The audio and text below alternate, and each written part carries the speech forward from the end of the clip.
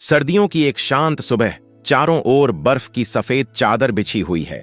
ऊंचे पहाड़ों के बीच एक भव्य राज्य चमक रहा है। सूरज की हल्की किरणें भव्य राज्य पर चमक रही हैं।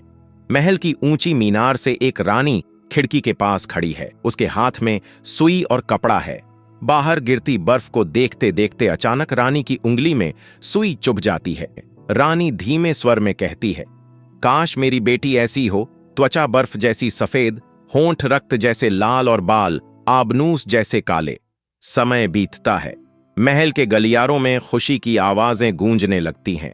नन्ही राजकुमारी जन्म लेती है, स्नो व्हाइट। स्नो व्हाइट की बड़ी बड़ी चमकती आंखें, गुलाबी गाल उसे और भी सुंदर बनाती है। लेकिन खुशियां ज्यादा दिन टिक नहीं पाती। कुछ वर्षों बाद रानी का देहांत हो जाता है। पूरा महल रानी के देहांत के बाद सुना हो जाता है। राजा दूसरी शादी करता है। नई रानी सुंदर तो है, लेकिन उसका दिल ईर्ष्या और घमंड से भरा है। हर दिन वह अपने जादुई आईने के सामने खड़ी होकर पूछती, आईने, इस राज्य में सबसे सुंदर कौन?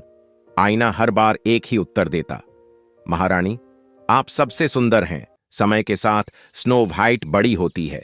वह न केवल सुंदर होती है, बल्कि दयालु, विनम्र और प्रेम से भरी भी। वह पक्षियों से बात करती, बगीचे में फूलों की देखभाल करती। एक दिन वही जादुई आईना कहता है, महारानी, अब स्नो व्हाइट सबसे सुंदर है। रानी एक शिकारी को बुलाती है और आदेश देती है कि वह स्नो व्हाइट को जंगल में ले जाकर मार दे। घने जंगल में स्नो व्हाइट की मासूम आंखें शिकारी की ओर देखती हैं।